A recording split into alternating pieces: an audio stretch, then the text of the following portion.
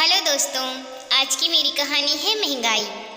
प्रभा अपनी जेठानी रागनी को दोपहर का खाना देकर आई तो रागनी की आंखों से आंसू छलक आए। चावल से अजीब सी गंध आ रही थी। दाल भी रात का था और एकदम पानी था, और तो और सब्जी का तो नामो निशान तक नहीं था। अचार का एक टुकड़ा मानो उन्हें खाए जा रहा था। रागनी ने थाली सरका दिया और वहीं अनमाने ढंग से लेट गई। थोड़ी देर बाद प्रभा कमरे में आई तो देखा खाने की थाली वैसे ही पड़ी हुई थी। यह देखकर वह भड़क गई और कहने लगी कि मैं क्या आपकी नौकरानी हूँ जो आपके लिए सारा दिन खाना बनाती रहूँगी और आप खाने की बर्बादी करती रहोगी। रागनी आंखों में आंसू लिए भरे गले से बोली, प्रभा, मेरी तबीयत ठीक नहीं लग रही है, मुझे खाना नहीं खाना, क्योंकि मुझे खाना अभी अच्छा नहीं लग रहा है। तब प्रभा कहने लगी, ठीक है, ये खाना मैं अभी उठाकर रख देती हूँ, फिर शाम को आप यही खाना खा लेना। रागनी फिर सोचने लगी कि ये क्या, शाम तक तो खाना और भी खराब हो जाएगा।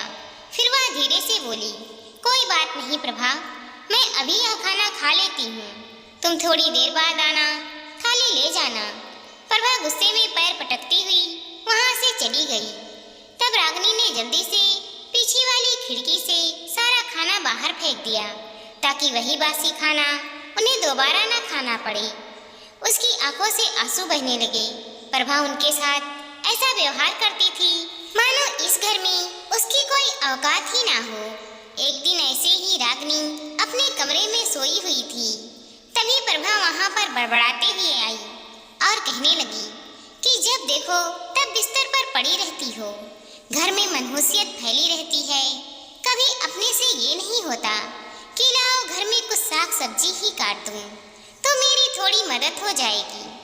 रागनी की आंखों में आंसू आ गए और वह सोचने लगी कि एक समय था जब घर का सारा काम वो अकेले कर दिया करती थी, लेकिन इधर कुछ दिनों से उसे बहुत कमजोरी महसूस हो रही थी। चलते फिरते उसे चक्कर आने लगता था। उसने अपने देवर से कहा था कि मुझे डॉक्टर से दिखा दो, तो वह महंगाई का रोना रोकर कहने लगा, भाभी, अगले महीने मैं आपको दिखा दूंगा, अभी हाथ जरा खाली हैं। डॉक्टर के पास जाने पर 1000 तरह के टेस्ट और दवाइयाँ लिखते हैं तो बहुत खर्चा हो जाता है, अभी मेरे पास इतने पैसे नहीं हैं। रागनी भी अपने देवर से ज़्यादा बहस नहीं करना चाहती थी, क्योंकि वह अपना रिश्ता खराब नहीं करना चाहती थी। ऊपर से आजकल वह अपनी बेटी मारिया के लिए भी बहुत दुखी रहती थी, क्योंकि 2 महीने पहले ही मारिया के पति का एक एक्सीडेंट में मौत हो गई। पति के जाने का दर्द रागनी को अच्छे से पता था, क्योंकि वह भी पिछले 20 सालों से यही दर्द झेल रही थी। अपनी जवान बेटी के बारे में सोच सोच कर उसका कलेजा फटा जा रहा था। वह अभी ये सोच सोच कर रो ही रही थी। तभी प्रभा फिर से उसके कमरे में आ गई और आते ही कहने लगी, लो तुम्हारी बेटी का फोन है, देखो क्या बोल रही है वो। रागनी ने अपने आंसू पोंछते हुए फोन को रिसीव किया तो उधर से मारिया बोल रही थी, माँ, मैं यहाँ ससुराल वालों के तानों से बहुत परेशान हो चुकी हूँ, अब मैं यहाँ नहीं रहूँगी और आज शाम को मैं घर आ रही हूँ, मुझे कुछ जरूरी बात करनी है। रागनी कहने लगी, हाँ बेटी, अगर ससुराल में तुम्हारा मन नहीं लग रहा है तो तुम घर चली आओ, आखिर यह भी तो तुम्हारा ही घर है। थोड़ी देर और बात करने के बाद रागनी ने फोन अपनी देवरानी को देते हुए कहा कि मारिया घर आने के लिए कह रही थी। पर वह इतना सुनते ही मुंह बिचकाते हुए कमरे से बाहर चली गई और गुस्से में सोचने लगी कि अब मारिया को यहाँ आने की क्या जरूरत है। पति के जाने के बाद क्या उसका बोझ उठाने की जिम्मेदारी हमारी है? आने दो इन्हें, मैं इन्हें अच्छे से समझाऊंगी। शाम को जब उसका पति अनिल ऑफिस से घर आया तो वह रोज की तरह हॉल में बैठकर न्यूज़पेपर के पन्ने पलटने लगी।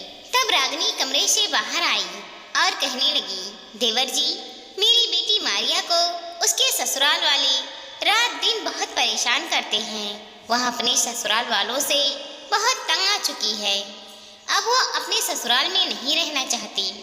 वह बोल रही थी कि वह आज शाम को घर आने वाली है, तुम लोग जरा उससे प्यार से बात करना, वह बहुत दुखी है।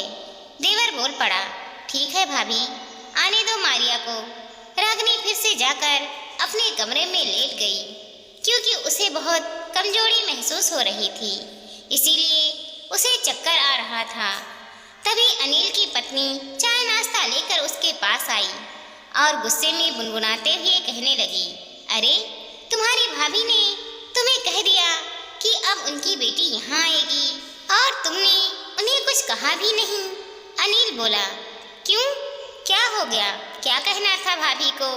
तो उसकी पत्नी मुंह बनाते हुए बोली कि अब कोई पहले वाली बात नहीं है, उनकी बेटी कोई 2-4 दिनों के लिए यहाँ आकर वापस जाने वाली नहीं है।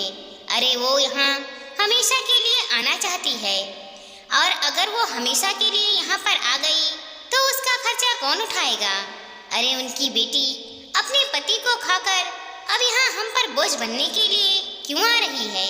हम तो उसके ससुराल वालों से ज्यादा अमीर भी नहीं हैं, तो माँ बेटी को मुफ्त का खाना कौन खिलाएगा? अनिल तो सोच में पड़ गया, फिर बोला, हाँ यार, तुम तो बिल्कुल सही कह रही हो, इतनी महंगाई में हमारा खर्चा तो ठीक से चलता नहीं है, और अब भाभी और उनकी बेटी के खर्चे की जिम्मेदारी कौन उठा पाएगा? फिर प्रभा बोल पड़ी, इसीलिए तो कहती हूँ कि मारिया के आते ही तुम साफ साफ कह देना कि हम तुम्हारी जिम्मेदारी नहीं उठा पाएंगे। अगर उसमें जरा भी इज्जत नाम की चीज होगी तो वो यहाँ पर नहीं रुकेगी। इतना कहकर प्रभा रसोई की तरफ जाने लगी, तभी उसकी नजर दरवाजे पर पड़ी। वहाँ पर उनकी जेठानी की बेटी पहले से खड़ी थी। मारिया को देखते ही प्रभा खामोश हो गई। तभी कमरे के अंदर से रागिनी बाहर निकल कर आई और अपने देवर और देवरानी को डांटते हुए कहने लगी कि तुम लोग मुसीबत आने पर मेरी बेटी मारिया का साथ नहीं दोगे क्या? अरे वो तो अपने ससुराल वालों से परेशान हो चुकी है, उसके ससुराल वाले उसे ताना मार मार कर बहुत परेशान करते हैं। अरे तुम लोग तो उसके माता पिता के समान हो, कम से कम तुम लोग तो उसके दर्द को समझो। तभी उसकी नज़र बाहर खड़ी मारिया पर पड़ी तो उसके दिल में पीड़ा की लहर दौड़ पड़ी कि बेटी ने कहीं सब कुछ सुन तो नहीं लिया। मारिया की आंखों में आंसू आ गए। वो एक कदम चलती हुई आगे आई और उसने अपनी माँ से भरे गले से कहा, कोई बात नहीं माँ, चाचा चाची को अगर लग रहा है कि विधवा होने के बाद मैं बोझ हो गई हूँ तो वो तो उनकी अपनी सोच है। अरे चाची, बड़ी दुख की बात है कि आपने भी मेरे दुख को नहीं समझा। अरे जब मैं घर आती थी तो आपके लिए कितने सारे महंगे महंगे उपहार लेकर आती थी, तब तो आपको मेरा आना बहुत अच्छा लगता था, और आज जब मेरे पति इस दुनिया में नहीं हैं तो मैं आपके लिए बोझ हो गई हूँ। और चाचा, तुम तो हमेशा मेरे पति से अपने बिजनेस के लिए मदद मांगते रहते थे, और आज जब हमें मदद की जरूरत पड़ी है तो तुम्हें महंगाई दिख रही है। कोई बात नहीं चाचा, जो इंसान दूसरों के लिए इतना कुछ सोच सकता है वह अपने परिवार के लिए क्यों नहीं सोच सकता? मेरे पति ने मेरे लिए इतनी व्यवस्था तो करके गए हैं कि मुझे अपने खाने पीने के लिए और अपने बेटे की पढ़ाई के लिए किसी के आगे हाथ फैलाने की जरूरत नहीं है। मैं तो बस यहाँ आप लोगों के पास थोड़ा सा सपोर्ट मांगने के लिए आई थी, क्योंकि मुझे ससुराल में अपनापन नहीं मिल पा रहा था। यहाँ पर मैं आप लोगों से प्यार और थोड़ा सा सहारा मांगने आई थी, कोई संपत्ति या धन दौलत नहीं। और चाची, आज भी मैं यहाँ कुछ मांगने नहीं आई हूँ, बल्कि कुछ देने के लिए आई थी। और चाचा, आपको याद है ना, कुछ दिन पहले आपने मेरे पति से 7 लाख रुपए की मांग की थी, तो उन्होंने आपके लिए एक चेक पर साइन करके रखा था। आपको देने से पहले ही उनके साथ दुर्घटना हो गई और वो हम सबको छोड़कर चले गए। मैं तो आपको आज वही चेक देने के लिए आई थी। और जहाँ तक बात रही मेरी, तो मेरे नाम पर मेरे पति ने 60 लाख रुपए की एफडी करवाई है। उसके साथ ही उन्होंने मेरे नाम पर एक जमीन भी खरीद रखा है, जिस पर पहले से मकान बना हुआ है। तो ना तो मुझे रहने के लिए छत की दिक्कत है और ना ही जीने के लिए पैसों की कमी है। और ऊपर से मैं इतनी पढ़ी लिखी हूँ कि मैं कहीं अच्छी नौकरी ढूंढकर कर सकती हूँ। आप लोगों ने सोच भी कैसे लिया कि मैं आप लोगों के सहारे रहूँगी और आप पर बोझ बनी रहूँगी। मुझे तो शर्म आ रही है आप लोगों की सोच जानकर। अब तो उसके चाचा चाची दोनों का चेहरा एकदम से उतर गया था। मारिया ने आगे कहा, चाचा, अब ना तो आज के बाद आपकी इस बेटी का कोई बोझ मिलेगा और ना ही उस बेटी से कोई मदद मिलेगा। मैं चलती हूँ। इतना कहकर उसने अपना हाथ चाची चाचा के सामने जोड़ लिया और वहाँ से चलती बनी। अब उसके चाची चाचा को अफसोस हो रहा था कि घर में आई हुई लक्ष्मी को उन्होंने उल्टे पांव भगा दिया। जिसे वो बोझ समझ रहे थे वो तो उनकी मदद करना चाहती थी। मारिया अब अपने नए घर में रहने लगी थी और अपनी बेटी को स्कूल भी भेजने लगी थी। उसे यह बात भी मालूम थी कि उसके चाची चाचा उसकी माँ का खर्चा उठाते हैं तो उन्हें बहुत तकलीफ होती है। इसीलिए उसने अपनी माँ को भी अपने पास बुला लिया जिससे कि उसे ज़्यादा अकेलापन महसूस ना हो।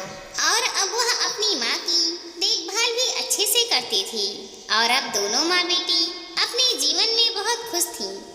और अब रागिनी अपनी देवरानी से ज़्यादा रिश्ता भी नहीं रखती थी क्योंकि उसकी देवरानी प्रभा बहुत घमंडी औरत थी।